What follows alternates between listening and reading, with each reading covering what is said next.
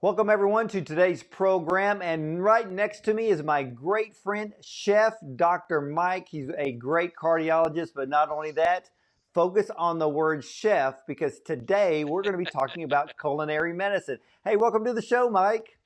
Oh, hey, great to see you again, Ward. Been a little too long. Well, ladies and gentlemen, I want you to realize that, we call him Chef Dr. Mike for a reason, and his background is cardiologist.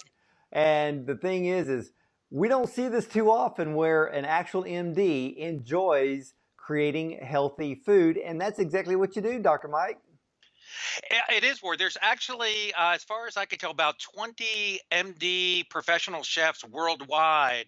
I'm the only interventional cardiologist who's also actually a professional chef. So my background is I started as a dishwasher back in the day when culinary arts were not glorious to help work my way through college. Worked my way up to chef, went to medical school. As you mentioned, I'm an interventional cardiologist, board certified. I still practice, but I went back and got my culinary degree, and now I teach culinary medicine at the University of Montana. I have dual appointments in our culinary program there, as well as our College of Health. And I recently was appointed as an adjunct professor of medicine to teach culinary medicine at a new medical school launching in Kansas. Wow, fantastic. Well, let's talk about some food right now. So everybody is living the quarantine life on this national stay-at-home orders. For the most part, I think there's about 5 states that don't because, well, like you said, they're so social distance they can't touch anybody. But what kind of food do you have for us today? Well, I think a great example is to start with is kind of looking at the lens of through the lens of culinary medicine, tacos. Who doesn't love a great taco? They're versatile.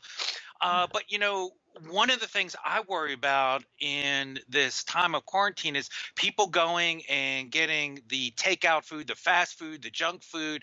So easy with the stresses of quarantine to say, you know what, I'm not quarantining alone. I'm inviting Ben and Jerry over for a couple of pints.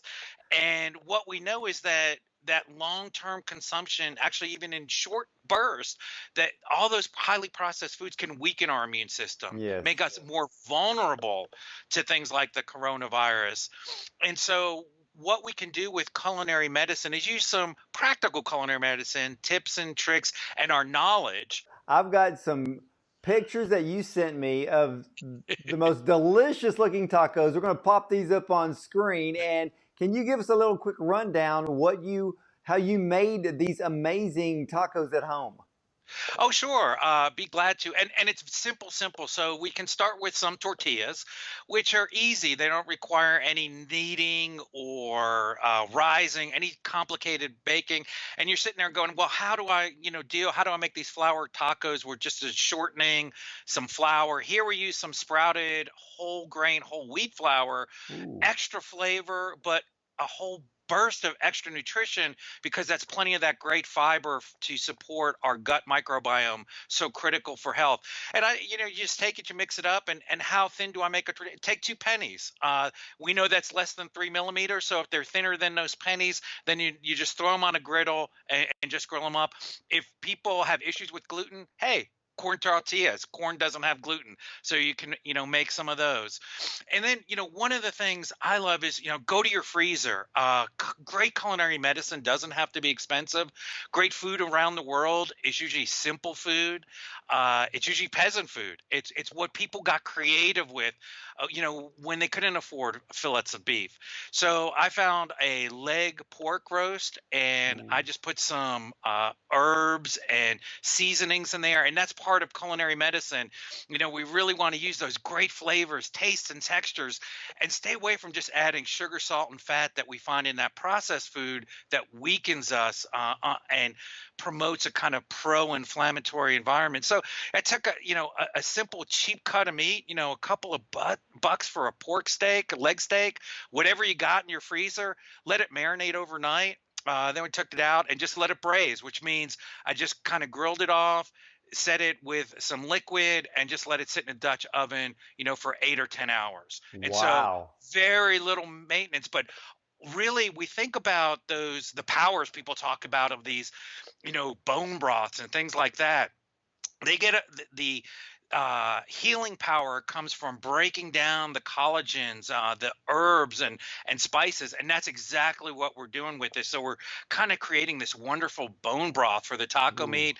Let that cool, shred it down, and then we use fresh vegetables. Avocados for guacamole. I did a mango and dragon fruit salsa. Just use whatever you can find. Use up what's in your fridge, and then one of the great things is, again, this is a little culinary medicine tip. So, I ask people to go out and spend a little bit more for those wholesome organic foods.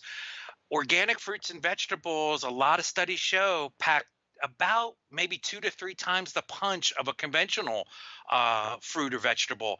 So when we're eating a serving of organic fruits and vegetables, we might actually be getting the nutritional value of 2 or 3 servings. And Wow. all of a sudden in this one taco, you're getting that daily serving of 5 or 6 servings of fruit and veg. But most importantly, as we teach in culinary medicine, it's bringing us joy because it's a happy meal, right? It's flavorful, and we can share that with the family, and everybody can fix their tacos the way they want. So it creates this food experience that we share.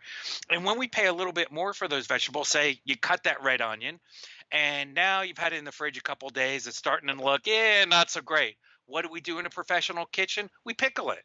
So you can take it, and I did a rum ginger pickled red onion here. So I used a little rum along with my pickling brine, added some slices of ginger to punch it up a little bit, put that pickled red onion in there, and bam, that just offsets that beautiful flavors from that kind of hot and sweet salsa, the creaminess of the guacamole, the wonderful taste and texture found in those tacos, and before you know it, you have a meal that's good for you.